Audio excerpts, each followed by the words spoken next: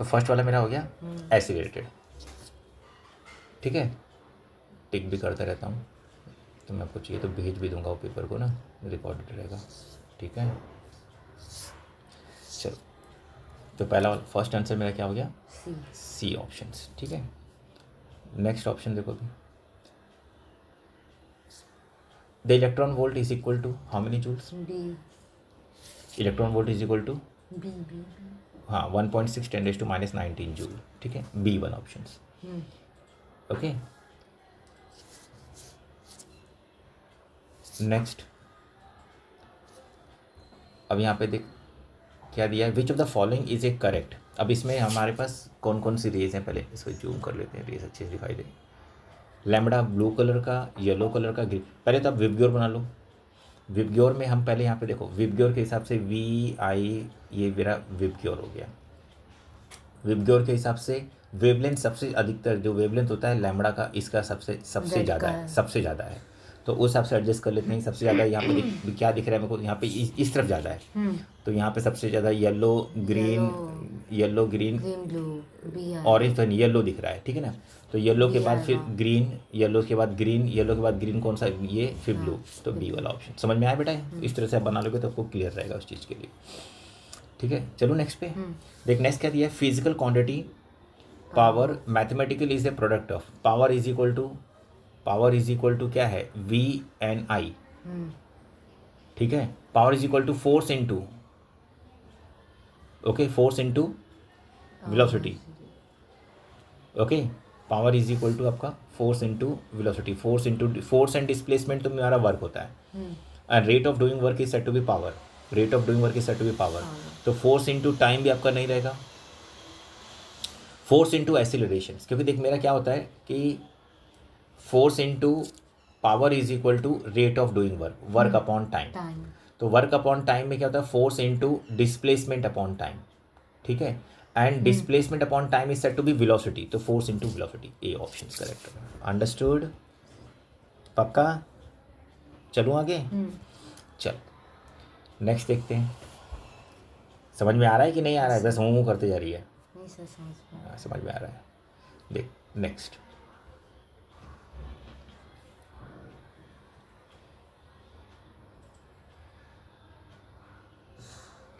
इस क्वेश्चन में देख ब्लॉक एंड टैकल सिस्टम से, ब्लॉक एंड टैकल सिस्टम में क्या है कि ब्लॉक एंड टैकल सिस्टम में with a 3 pulleys is use to lift a load. पहले तो 3 पुली का याद रखना, टैकल कहाँ से स्टार्ट होगा, लोअर ब्लॉक से स्टार्ट होगा, कोई 3 टैकल्स है, तीन पुलीज में आपका ये 3 पुलीज हो गए, ठीक है, ये हुक हो गया, और फिर उसके बाद हुक, ये मेरा नीचे वाला पुली हो गया, और लोड मेरा यहाँ पे है, ठीक है। तो टैकल मेरा नीचे वाली पुली से स्टार्ट होगा, समझी कि नहीं। तो यहाँ पे मैकेनिकल एडवांटेज मेरा 3 है, वेलोसिटी रेशियो 3 रहेगा। अब यहाँ पे दिया क्या है उसने, the velocity ratio of the setup 3, velocity ratio हमेशा 3 रहता है, velocity ratio is equal to number of pulleys, अगर 5 पुली रहेगी तो 5 रहेगा, 4 रहेगा, एफिशिएंसी कुछ भी रहे, वेलोसिटी रेशियो चेंज नहीं होता है, ठीक है। The heat capacity of substance is 5000 joules, if the specific heat capacity of the substance 2 joule gram per kelvin, the mass of the substance क्या रहेगा। देख हीट कैपेसिटी ऑफ सब्सटेंस दिया हुआ है, specific heat capacity of substance दिया था, हमारा एक फॉर्मूला था, कौन डिपेंडेंट है मास पे, हीट कैपेसिटी की specific heat capacity, specific heat capacity is dependent upon mass और इंडिपेंडेंट ऑफ मास, इंडिपेंडेंट, क्योंकि specific heat capacity unit mass पे डिपेंड है ना बेटा। What is the specific heat capacity, the heat rises in particular substance by 1 degree Celsius of unit mass substance, that is specific heat capacity. अगर वो unit mass है तो मास पे कैसे डिपेंड हुआ, मतलब उसका तो 1 किलोग्राम मास पे मेरी कितनी हीट राइज हो रही है, particular is set to be 1 gram अगर राइज हो रही है, set to be specific heat, ठीक है ना। हीट कैपेसिटी मेरी मास पे डिपेंड है, क्योंकि मास इंक्रीज होगा तो हीट कैपेसिटी इंक्रीज होगी। 1 लीटर पानी लिया मेरे को बॉईल करने में 100 डिग्री सेल्सियस में, अगर मान लीजिए मेरे पास 10 मिनट जा रहा है, तो 2 लीटर पानी में ज़्यादा टाइम जाएगा, 3 लीटर पानी में और ज़्यादा टाइम जाएगा, क्यों, क्योंकि मेरी मास बढ़ रही है, तो उसमें अमाउंट ऑफ हीट मेरे को ज़्यादा लग रहा है कि नहीं लग रहा है, तो heat capacity will increase, yes, when your mass is increases, तो डिपेंड अपॉन मास कौन है, हीट कैपेसिटी, समझे कि नहीं। अब यहाँ से अगर उसमें से मास निकाल दिया जाए, अब देख मेरा M C delta T, Q is equal to क्या होता है, एम सी डेल्टा टी, ठीक है, Q upon delta T is set to be is set to be heat capacity, capacity Q upon delta T is set to be heat heat capacity. ठीक है, तो heat capacity मतलब कि सी क्या रहेगा मेरा, C is equal to C dash upon, मतलब कि हीट कैपेसिटी से अगर मैं एम डिवाइड कर दूँ, मास से डिवाइड कर दूँ हीट कैपेसिटी को, तो मुझे क्या मिल जाएगा, स्पेसिफिक हीट कैपेसिटी। ठीक है, तो हीट कैपेसिटी 5000 है, तो मास ऑफ द सब्सटेंस निकालना है, तो मुझे यहाँ पे मास निकालने के लिए क्या डिवाइड करना होगा, हीट कैपेसिटी को 2 से डिवाइड कर दो, इसको 5000 को कितना आ जाएगा 2500 ग्राम। समझ में आया बेटा ये कॉन्सेप्ट कि नहीं, क्लियर रहेगा, याद रहेगा, C is equal to C dash divide by M. Yes, चलिए नेक्स्ट पार्ट पे। हाँ सर। देखो अभी नेक्स्ट पार्ट, नेक्स्ट 2 क्वेश्चंस करते हैं। इस क्वेश्चंस में विच of the following radiation suffers A maximum deflections in the magnetic field. देख मैक्सिमम डिफ्लेक्शन मैग्नेटिक फील्ड में अल्फा बीटा डिफ्लेक्ट होता है, गामा डिफ्लेक्ट नहीं होता है। यस, एक्सरे आपका अब यहाँ पे अल्फा और बीटा में सबसे ज़्यादा मैक्सिमम कौन सा रेज डिफ्लेक्ट होता है, अल्फा रेज आपका ज़्यादा डिफ्लेक्ट होता है बीटा की अपेक्षा। ठीक है, बट डिफ्लेक्ट वहाँ पे दोनों रेज होते हैं। ठीक है, इलेक्ट्रिक फील्ड में मैग्नेटिक फील्ड में। A postage stamps place under a glass slab, glass slab के नीचे हम स्टेम्प रख रहे हैं, मतलब ये सिर्फ वाला क्वेश्चन हो गया। Rises due to the phenomena of refractions, simple paper आया है तो रिफ्रैक्शन फिनोमिना पेपर अगर मेरा राइजेस हो रहा है तो कौन सा फिनोमिना है, रिफ्रैक्शंस। ठीक है, टोटल इंटरनल रिफ्लेक्शंस हैं या रिफ्रैक्शंस। चलो आगे, नेक्स्ट डे क्वेश्चन। इस क्वेश्चन में क्या है, असर्शन है एक केबल रेटेड 15 एम्पियर, ठीक है, will be thicker wire than a cable 5 ampere. ये रॉन्ग है, क्योंकि थिकर वायर कौन रहेगा, जिसका जो 5 एम्पियर रहेगा। 15 एम्पियर विल बी थिकर, क्योंकि 50 जितना ज़्यादा एम्पियर है, हाँ वो थिकर है, क्योंकि यहाँ पे क्या है कि 15 एम्पियर का है तो वो थिक रहेगा और कम एम्पियर का तो वो थिन रहेगा। करेक्ट है बेटा, करेक्ट है, ट्रू है। यस, समझे कि नहीं। थिक वायर मतलब मोर एम्पियर, रेजिस्टेंस लेस। ठीक है, जितना मोटा वायर रहेगा उसमें रेजिस्टेंस कम रहेगा, जितना पतला वायर रहेगा रेजिस्टेंस उसमें ज़्यादा रहेगा। ठीक है, तो cable rated 15 ampere thicker and 5 ampere is thinner. A wire larger area cross section carries less current, larger areas में लेस करंट जा रहा है। यस, तो a wire carry area of cross sections carry less current, larger area less current. तो यहाँ पे assertion reason दोनों मेरे ट्रू आ गए, फर्स्ट वाला ऑप्शन।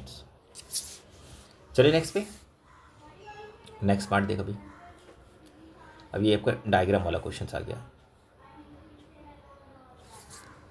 देखिए यहाँ पे 4 डायग्राम्स, चारों नहीं दिए हैं क्या साथ में, 2 ही डायग्राम दिए हैं, 2 के ऊपर फिर नहीं सी 4 है, पर मेरे को 4 देख ले पहले। यहाँ पे ये डायग्राम में मेरा एग्जैक्टली आई थिंक 2F बन रहा है, 2F इक्वल साइज में बन रहा है। ठीक है ना, रियल इन्वर्टेड दिख रहा है मुझे।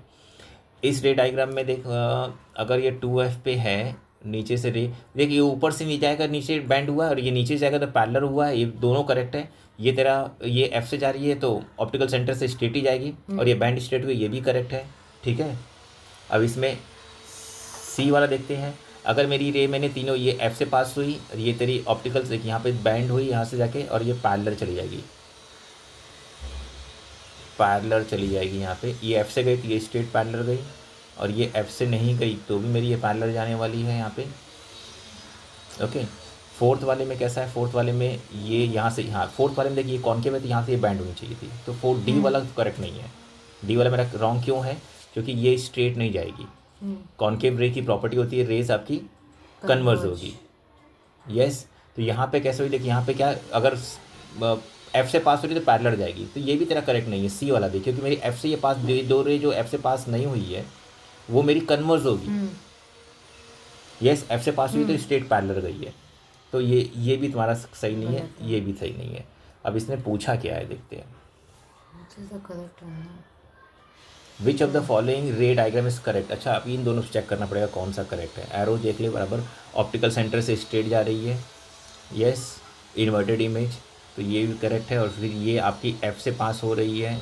अच्छा, इसमें F मेंशन है, ये F नहीं है, F में यहाँ पे दे रखा है F से, तो फर्स्ट वन इसे करेक्ट, समझी कि नहीं, फर्स्ट वन इसे करेक्ट, ये रॉन्ग हुआ। क्लियर हुआ, पक्का।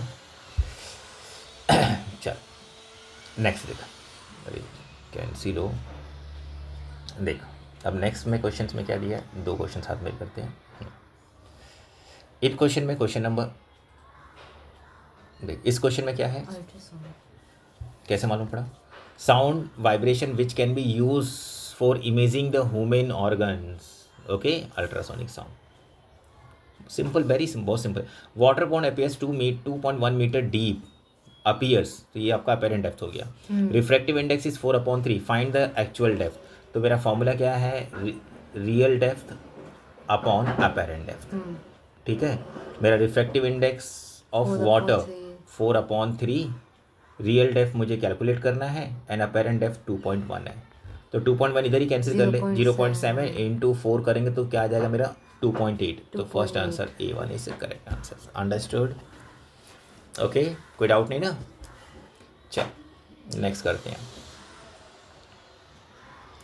देख ईवीएम का पेपर ना बहुत इतना इजी नहीं आता है, पर क्यों इतना इजी बनाया है कि रवि सर तो पढ़ाते हैं, मेरे फ्रेंड हैं जो पढ़ाते हैं ना यहाँ पे केमिस्ट्री एंड फिजिक्स, वो मेरे फ्रेंड्स हैं, रवि सर, वो ईसी हैं एग्ज़ाम के। इतना सिंपल पेपर क्यों बनाया, मालूम है, कभी कभी ऐसा होता है ना कि लास्ट जो पेपर बनता है प्रीलिम्स वाला, वो कैसा होता है कि बच्चे का कॉन्फिडेंस इंक्रीज़ करने के लिए, बच्चे के अंदर पॉजिटिविटी डालने के लिए, और बच्चे के अंदर एक इंप्रेशन क्रिएट हो कि मैं अच्छे मार्क्स लेके आया, तो वो और ज़्यादा हार्ड वर्क करता है। कभी कभी ऐसा होता है बच्चे को ना, हम क्या करते हैं, बच्चे को डीमोटिवेट का स्कूल करते हैं। डीमोटिवेट कैसे करते हैं, पेपर को डिफिकल्ट बनाएंगे, उनके जो मार्क्स आ सकते थे 50-60, वो आ गए 35, तो बेचारा डीमोटिवेट हो जाता है, तो उसके स्टडीज़ में मन लगना कम हो जाता है।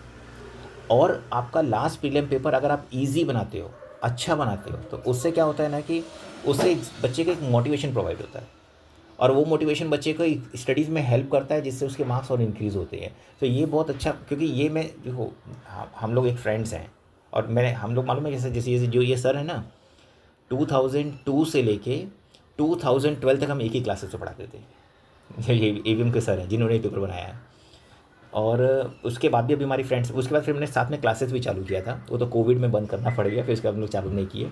तो हम लोग कई साल से मतलब एक दूसरे के बहुत क्लोज फ्रेंड्स हैं, एक दूसरे की पूरी चीज़ें जानते हैं अच्छे से। देख अभी यहाँ पे ए मैग्नीफिकेशंस ऑफ लेंस हैज़ नेगेटिव है, तो इस समय क्या है, तुझे भी वैसे पेपर चूज़ करना है, तुझे कुछ ऐसा लगे कि क्वेश्चन पेपर में ये क्वेश्चन बहुत अलग है, ये क्वेश्चन अभी मैंने देखा नहीं है, ये क्वेश्चन, तो याद रखना कि जो क्वेश्चन बिल्कुल अलग है, जो बिल्कुल अतरंगी लग रहा है, तो वो क्वेश्चन जानबूझ के किसी टीचर ने डाल रखा है पेपर के अंदर बच्चे को डिस्ट्रैक्ट करने के लिए। वो डिफ़िकल्ट नहीं है। आईसीएससी कभी भी ऐसा क्वेश्चन नहीं पूछता है कि जो क्वेश्चन सिलेबस से, कॉन्सेप्ट से बहुत ही अलग हो।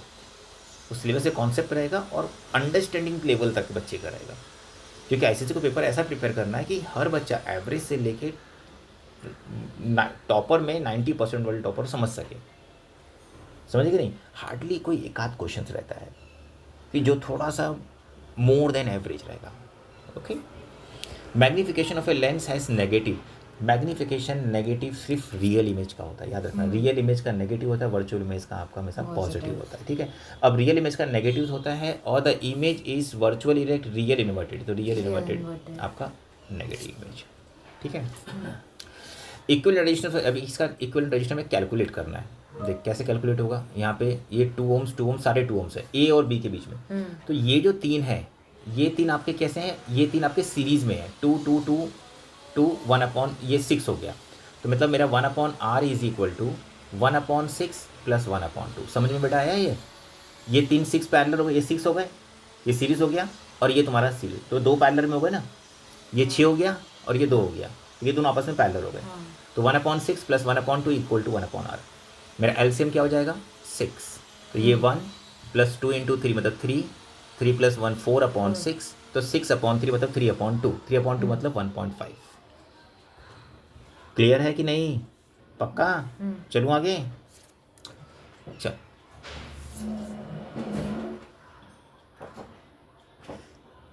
ए कॉपर कंडक्टर पावेटेड एट ए, देख अब मैग्नेटिक फील्ड में यहाँ पे ए पे पावेटेड है, place between the 2 poles strong magnet showing the diagram and the direction of current is shown by the, देख अभी यहाँ पे डायरेक्शन ऑफ करंट मेरा डाउनवर्ड है। अब राइट हैंड रूल्स के हिसाब से अगर मैं राइट हैंड रूल पकड़ता हूँ और डाउनवर्ड है, तो मेरा कर्ल फिंगर कैसा हो जाएगा, कर्ल फिंगर मेरा तुम्हारा आपका क्लॉकवाइज डायरेक्शन, ठीक है, ऐसे डायरेक्शन में जाएगा, क्लॉकवाइज डायरेक्शन में जाएगा, तो मतलब कौन सा पोल जनरेट हो रहा है, साउथ पोल जनरेट हो रहा है, यस तो अब इसमें यही पूछेगा उसके अंदर साउथ पोल की रिपल कौन सा हो रहा है, अट्रैक्ट कौन सा हो रहा है। नॉर्थ मैग्नेट आपका अट्रैक्ट होगा और साउथ पोल आपका रिपल्स होगा, यही पूछेगा क्वेश्चन। क्वेश्चन देखते हैं क्या है इसमें। अब इसमें क्वेश्चन आपका है the direction of which conductor moves out of the plane, out of the conductor जो है out of plane of the paper into the plane of the paper, conductor does not move या none of this. अब यहाँ पे जो conductor है देखिए मेरा कंडक्टर कैसा रहेगा, कंडक्टर यहाँ पे क्योंकि बिकॉज इस साइड से रिपल हो रहा है और इस साइड आपका अट्रैक्ट हो रहा है, तो it should be out. Fleming left hand rule पकड़ ले अब यहाँ पे, क्योंकि मेरा मोशन ऑफ कंडक्टर, क्योंकि यहाँ पे राइट हैंड थंब रूल काम नहीं करेगा, मेरा फ्लेमिंग लेफ्ट हैंड रूल काम करेगा मोशन ऑफ कंडक्टर। क्योंकि इसने ये पूछा ना डायरेक्शन ऑफ, क्या पूछा इसने, direction of okay in which direction conductor move, motion of conductor. तो फ्लेमिंग लेफ्ट हैंड रूल क्या मेरा, फ्लेमिंग लेफ्ट हैंड रूल मेरा इस तरह से है कि if we draw the left hand, तो अपर वन जो है thumb represent motion of conductor, four finger आपका रिप्रेजेंट करेगा मैग्नेटिक फील्ड और मिडिल फिंगर रिप्रेजेंट करेगा करंट, तो मोशन ऑफ कंडक्टर अपवर्ड रहेगा। अब वापस हम लोग फिगर की तरफ जाते हैं। देख फिगर में मेरा क्या है दिया है यहाँ पे, फिगर में दिया है कि मेरा अगर मैं फोर फिंगर इसको इस तरह से देखता हूँ, फोर फिंगर मेरा मैग्नेटिक फील्ड ऐसे है, करंट मेरा डायरेक्शन इनवर्ड है, मैग्नेटिक फील्ड ऐसे है, तो motion conductor toward the upward direction दिख रहा है यहाँ पे। क्योंकि देखिए ये मेरा हो गया मैग्नेटिक फील्ड और ये मेरा हो गया करंट, तो मोशन कंडक्टर क्या रहेगा मेरा, motion conduct toward the upward direction. Understood this things और नॉट, तो अपवर्ड डायरेक्शन आएगा। तो यहाँ पे क्या आ जाएगा मेरा आंसर, समझ में आया बेटा। यहाँ पे मेरा आंसर आ जाएगा conductor does not, conductor okay out of the plane into the plane में डाउन हो गया, out of the plane. Okay चलो क्वेश्चन नंबर 2 पे कंफर्म समझ में आया है कि नहीं। चलो बस थम्सअप बनाती रहे। पेपर भी भेजूंगा तेरे को आज से, अब तेरे को रोज एक पेपर भेजूंगा, तू सामने से करके रखेगी तो मैं चेक करूँगा कि ये इसमें से करेंगे, ऐसे ही चलेगा। अच्छा तो उसके बाद भेज दूंगा, तो उसके बाद तो उसे पूरा कर देना, फिर उसके बाद हम लोग फुल मार्क्स आएगी उसके अंदर, तेरा कॉन्फिडेंस बढ़ेगा। तब भी फुल नहीं आएंगे मुझे लगता है, आ जाएंगे पक्का। डिफाइन द बैकग्राउंड रेडिएशन, क्या डेफिनेशन बता। बैकग्राउंड रेडिएशन दो तरह के होते हैं, एक इंट्रिंसिक और दूसरा एक्सट्रिंसिक, जो हमारे बॉडी के अंदर है और ये बॉडी के बाहर है। बॉडी के अंदर वाला बैकग्राउंड रेडिएशंस, देख बॉडी के अंदर वाला बैकग्राउंड रेडिएशंस क्या रहेगा आपका, कि बॉडी के अंदर हमारे जो सॉल्ट्स हैं जो हम खाते हैं, जिसमें आता है सोडियम एंड पोटेशियम्स, तो उसके जो आइसोटोप्स हैं they work as a radioactive substance. ठीक है, तो वो रेडियो एक्टिव सब्सटेंस से रेडिएशन इंक्रीज होते हैं, तो हम उस रेडिएशन से बच नहीं सकते। तो this is said to be background radiation of intrinsic हमारे बॉडी के अंदर। एक्सट्रिंसिक जो बैकग्राउंड रेडिएशन है वो क्या है, वो है हमारा सन रे से अल्ट्रावायलेट रे और रेडॉन। ये दो रे सन रे से हमेशा निकलती रहती है और इस रे से भी हम बच नहीं सकते।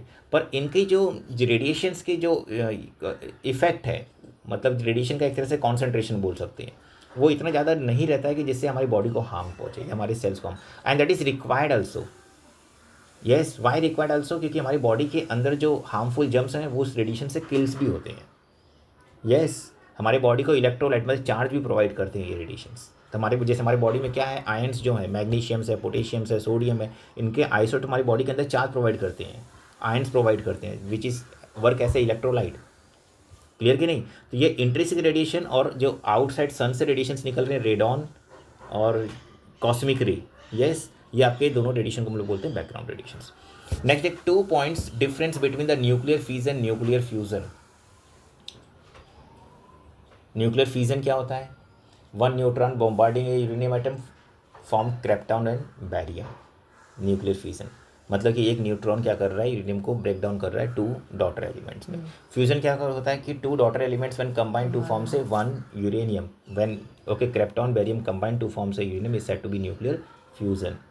दोनों ही केस में एनर्जी जनरेट होती है, सबसे ज़्यादा एनर्जी तो फ्यूजन में जनरेट होती है, ठीक है, और दोनों ही केस में एनर्जी जनरेट होती है। इसीलिए जो न्यूक्लियर एटॉमिक स्टेशन होते हैं उसे रिवर्सिबल एटॉमिक स्टेशन बोलते हैं, इसीलिए वो भी आपके किस में आती है, non conventional source of energies में आती है। समझे बेटा। देख अभी इस डायग्राम में क्या दिया है कि ये मेरा मैग्नेट है इस डायरेक्शंस में, गैल्वेनोमीटर है, गैल्वेनोमीटर मतलब कि गैल्वेनोमीटर मेरा अटैच किससे है, सोलोनाइट से अटैच्ड है, कर्ल ऑफ वायर जो है सोलोनाइट से, ठीक है। The diagram alongside show the coils of A B connected to the okay very sensitive galvanometer होता है, galvanometer is instrument which is using to measure the very minute current, very minute current, ठीक है। A magnet is moved in and out, मतलब in and out मतलब magnet को हम zigzag move कर रहे हैं, जिगजैग मूव कर रहे हैं, तो इसके अंदर करंट जनरेट होगा। अब करंट जनरेट कैसे होगा? करंट मेरा जनरेट डिपेंड किस पे? डिपेंड मेरे ये रोटेशंस ऑफ वायर पे है, रोटेशंस ऑफ वायर पे। अब यहाँ पे देख करंट का डिफ्लेक्शन, यहाँ पे गैलन का डिफ्लेक्शन भी देखा है। Magnet is move in and out and the induce current is generated. State the two condition which will be provide maximum EMF in the coil. दो ही कंडीशंस है, एक नंबर ऑफ टर्न इंक्रीज कर दो, तुम्हारा जो डिफ्लेक्शन से और ज़्यादा रहेगा, मैक्सिमम करंट जनरेट होगा, इंड्यूस करंट जनरेट होगा। सेकंड, मैग्नेटिज्म, जो मैग्नेट है उस मैग्नेट के मूवमेंट को इंक्रीज कर दे, या तो मैग्नेटिज्म को इंक्रीज मतलब मैग्नेटिक पावर को इंक्रीज कर दो। Understood this things? समझ में आया कि नहीं? किसी भी इंड्यूस करंट को इंक्रीज करने के लिए सबसे पहले नंबर ऑफ टर्न्स का, नंबर ऑफ टर्न्स ऑफ सोलोनाइड्स, ठीक है। कुछ बच्चे बोलते हैं कि सर सोलोनाइड को पतला कर दो, पतला कर दो मतलब नंबर ऑफ टर्न्स को इंक्रीज कर दिया, समझे कि नहीं? डायमीटर को लेस करना मतलब नंबर ऑफ टर्न्स को इंक्रीज करना है। और सेकंड, मैग्नेटिज्म को आप इंक्रीज कर दो, या तो मैग्नेटिज्म के जो मूवमेंट है उसको इंक्रीज कर दो। नेक्स्ट क्वेश्चन पे आऊं, देख two character fuse wire has, क्या फ्यूज वायर में है? High resistance low melting point, high resistance low melting point. बेटा पढ़ेगी तेरे को मालूम है, अगर नहीं आएंगे आंसर्स ना, सबसे आसान दिख, नोट्स को अच्छे से रिफर कर फिर से। कैरेक्टर फ्यूज, ठीक है। फ्यूज वायर किस में कनेक्ट होता है? लाइव वायर में, हाँ उसी को मेन बोलते हैं लाइव वायर, पर लाइव वायर लिखना, मेन मत लिखना। स्टेट ओम्स लॉ, क्या है state Ohm's law? When a physical state of conductor remains constant, the current across the current supply in a conductor is directly proportional to the potential difference across the conductor, ठीक है। क्योंकि statement में ना current directly proportional to V है, और जब formula लिखते हैं तो वी प्रोपोर्शनल टू आई लिखते हैं, ये चीज नोट रखना। When a physical state of conductor remains constant, what is the meaning of physical state of conductor remains constant? Conductor का लेंथ, कंडक्टर का area of cross section and conductor का temperature surrounding and conductor के ऊपर applied pressure, ये सब constant रहना चाहिए। Ohm's law में ओमिक क्या है? Straight line, straight graph V versus I. Non ohmic क्या है? कर्व ग्राफ, समझे बेटा? It is necessary to verify a current value justify, it is necessary to verify it at a low current value justify.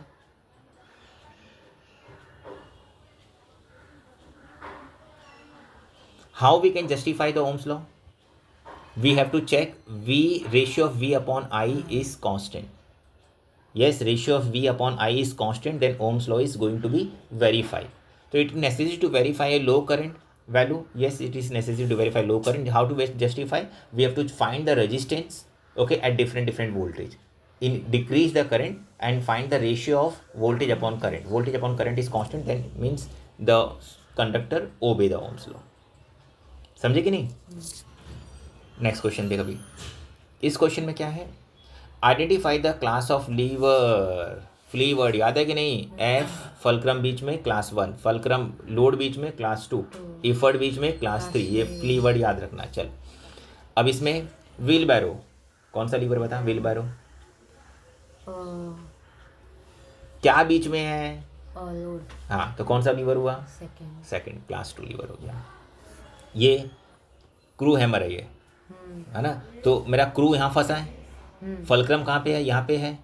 Crew यहाँ पे है, load यहाँ पे है, इफर्ट यहाँ पे है। कौन सा लीवर है? फर्स्ट है। अरे फलक्रम यहाँ पे है ना, और क्रू मेरा यहाँ पे फंसा है ना। अरे ऐसा फंसा रहा हूँ ना मैं क्रू को, तो यहाँ पीछे सपोर्ट है, फिर मेरा क्रू फंसा है, तो लोड कहाँ हुआ? लोड मेरा फलक्रम के आगे हुआ ना, तो फलक्रम बीच में नहीं आया। समझे कि नहीं? तो एक क्लास 1 लीवर है, ओके। अब क्लास 1 में 3 टाइप होते हैं। फलक्रम से डिस्टेंस ऑफ इफर्ट ग्रेटर है डिस्टेंस ऑफ लोड से। अगर मान लिया अगर क्वेश्चन क्रिएट होता है distance of effort greater than distance of load, तो ये क्या हो गया तुम्हारा? MA ग्रेटर देन 1 वाला। इट वर्क ऐसे फोर्स मल्टीप्लायर। अंडरस्टूड? कॉन्सेप्ट को क्लियर कर। 45 डेज बाकी रह गए सिर्फ एग्जामिनेशन के लिए। अब रोज सिर्फ पेपर अगर तूने 10 सॉल्व कर लिए ना बेटा, एक चीज़ नोट रख ले कि आपके मार्क्स ना कोई रोक ही नहीं सकता 95% पहुंचने के लिए। 10 पेपर हर सब्जेक्ट के सॉल्व करना स्टार्ट कर दो। डिफरेंट स्कूल के प्रीलिम पेपर, आपको सारे स्कूल के प्रीलिम पेपर प्रोवाइड कर दूंगा। यस 10 स्कूल के प्रीलिम पेपर, जो बॉम्बे के टॉप 10 स्कूल हैं उनके प्रीलिम पेपर प्रोवाइड करता हूँ, और आप उनको सॉल्व कर दो। ठीक है, मम्मी के पास ऑलरेडी होंगे भी, मम्मी तो खुद ही टीचर है, मुझे तुमको क्या प्रोवाइड करना, पर फिर भी मेरे को चाहिए रहेगा, मुझे बताते रहना कोई और अदर सब्जेक्ट भी। ठीक है, अब देखा इसमें देखें मटेरियल रिफ्रैक्टिव इंडेक्स दिया हुआ है डिफरेंट मटेरियल का। सबसे ज़्यादा रिफ्रैक्टिव इंडेक्स डायमंड का है। अगर डायमंड का रिफ्रैक्टिव इंडेक्स सबसे ज़्यादा है तो मतलब वहाँ पे आपका रिफ्रैक्शन सबसे ज़्यादा होगा। अब उसने क्वेश्चन क्या पूछ रखा है, अच्छा हाँ यहाँ पे question with respect to the refractive index of diamond as mention above how does it speed of the light in the material. अब देखिए स्पीड ऑफ लाइट सबसे मैक्सिमम किस में रहेगी, मैक्सिमम रहेगी वाटर में, मिनिमम रहेगी डायमंड में। ठीक है, if the speed of light of air is 3 × 10⁸ metre calculate the speed of in kerosene. तो मुझे कैरोसिन का पहले रिफ्रैक्टिव इंडेक्स देख ले कितना है, कैरोसिन का 1.44 है। तो मेरा फॉर्मूला क्या है, कैसे कैलकुलेट करेंगे इसके अंदर, फॉर्मूला मेरा refractive index is 1.44 is equal to velocity of light in air 3 × 10⁸ और upon velocity of what, velocity of ये कैरोसिन। ठीक है, तो कैरोसिन क्या हो जाएगा, वेलोसिटी इज 144 मतलब v is equal to 3 × 10⁸ upon 1.4। ठीक है, 1.4 से इसको डिवाइड कर दे तो 1.4 मतलब 1.5 समथिंग समझ ले, तो ये तेरा 1.5 से मतलब 2.1 समथिंग कुछ आएगा। 4.8 कैसे आएगा रे बेटा, 3 को डिवाइड कर रहे हैं 1.5 से भी कम, अगर 1.5 होता तो 2 आता, उससे भी कम कर रहा हूँ तो 2.1 समथिंग आएगा। अरे क्लियर, अब वो डिवाइड आप करना। चलो आगे देख, अभी ये क्वेश्चन नंबर 3 में क्या है, इस क्वेश्चन में complete the following by choosing the correct answers में the spectrum of white light by prism the colour at the extreme opposite at the base of the prism. अब इसमें extreme opposite to the base of the prism, the colour extreme end opposite to the base of the prism, कौन सा base of the prism ज़्यादा झुकेगा। 3 colours है, वापिस VIBGYOR पे आ जा, विबग्योर के हिसाब से सोच, VIBGYOR,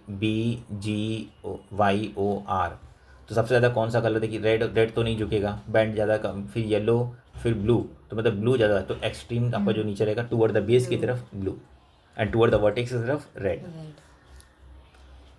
नेक्स्ट है इसके अंदर, if the amplitude of sound is half, अगर एम्पलीट्यूड को मैं हाफ कर दूं the loudness become what, loudness, क्योंकि यहाँ पे loudness is directly proportional to square of amplitude. तो एम्पलीट्यूड को अगर मैं हाफ कर रहा हूँ, हाफ मतलब 1/2, तो लाउडनेस में यहाँ पे देख, अब लाउडनेस क्या हो जाएगा यहाँ पे, loudness is proportional to amplitude को मैंने हाफ कर दिया तो 1/2 का होल स्क्वायर, तो क्या हो जाएगा मेरा ये 1/4a², तो मेरा लाउडनेस क्या हो जाएगा 1/4 हो जाएगा यहाँ पे। यस, लाउडनेस क्या हो जाएगा 1/4। समझी बेटा। Electrical appliance has A rating 100 what and 120 volt, याद है मैंने इसको समझाया था इसको, 100 वॉट 120 वोल्ट, इसका मतलब होता है 100 joules energy consume in 1 second by supply 120 volt. अब इसमें रेजिस्टेंस कैसे मेजर करेंगे, P इज इक्वल टू क्या फॉर्मूला है, VI, P is equal to power and V। अब मुझे I का फॉर्मूला रखना पड़ेगा, I का formula V is equal to IR, तो I is equal to V/R, तो क्या हो जाएगा ये V²/R, ये फॉर्मूला अप्लाई करना है आपको। तो रेजिस्टेंस क्या हो जाएगा आपका V²/P, तो V² मतलब कितना, पावर कितना है 100 वॉट, तो 100 वॉट का स्क्वायर कितना हो गया 10,000, 4 जीरो, एंड डिवाइड बाय मेरा पावर, नहीं मैंने क्या किया V² ना, सॉरी 120 का स्क्वायर, 120 का स्क्वायर क्या, 12 का स्क्वायर 144 और 2 जीरो, ठीक है, और 100 का स्क्वायर 10,000, तो कितने आ जाएंगे 4 जीरो मतलब 1.44, तो आंसर क्या आएगा 144 ओम्स, 144 ओम, 144 की आएगा कैसे रे, देख आपने 2 से डाला उसमें, 2 जीरो कैसे, वापस देख, वापस कर लेते हैं, वापस फिर से मुझे रिलेशन बना, भाई मालूम कभी फॉर्मूला रट्टा नहीं मारता हूँ, फॉर्मूला क्रिएट करता हूँ, 2-3 एक फॉर्मूला पढ़ लिया उसको क्रिएट करना। अभी देखिए यहाँ पे मेरा वापस पावर फॉर्मूला क्रिएट करते हैं, P इज इक्वल टू क्या फॉर्मूला VI, ये मुझे याद है, ठीक है ना। अब I की जगह पे मुझे क्या रखना है V/R, तो ये हो जाएगा मेरा V²/R, ठीक है। तो अब यहाँ पे मुझे क्या कैलकुलेट करना है, रेजिस्टेंस, तो रेजिस्टेंस क्या हो जाएगा मेरा V²/P, तो V² मतलब कि 120 का स्क्वायर क्या हो गया 144 and 2 zero divide by power कितना है 100 वॉट, तो ये 2 जीरो कट गया 144 ओम्स। समझ आया बेटा, क्लियर है। चल देख, the electric meter in a house reduced consumptions consumption of current energy, consumption of energy kilo watt hours, याद रखना। सब पूछते हैं पावर, पावर नहीं है, किलो वॉट पावर है, पर उसमें जब आर लग जाएगा, जब पावर में टाइम लग जाता है, पावर इज इक्वल टू क्या होता है, वर्क अपॉन टाइम। Time. अगर उसमें टाइम का मल्टीपल हो गया तो it becomes a energy and that work is said to be what, electrical energy. Understood or not? State the conditions. A lens having both focal length equal, a lens having both its focal length equal, a ray passing undivided through the lens, तो रे कहाँ से पास होगा undivided, optical centre से। A lens having both its focal length equal, first focal plane second focal plane, दोनों का focal length कैसा होता है, इक्वल होता है। और कंडीशन मतलब कैसा होगा, वो bifocal length, biconvex lens का दोनों फोकल लेंथ आपके, बाई कॉन्वेक्स लेंस के दोनों फोकल लेंथ आपके इक्वल होते हैं। The smoke from a fire looks white, which one the statement is true and why. The smoke from a fire looks white, which of the following statement is true and why? Molecule of the smokes are bigger than wavelength of light. The molecule of smokes are smaller than wavelength of light, क्योंकि वो बिगर है wavelength of light से, जिसकी वजह से वो हमें दिखाई देते हैं वाइट कलर्स में। इसमें देख, read at the complete nuclear reactions by filling the atomic number.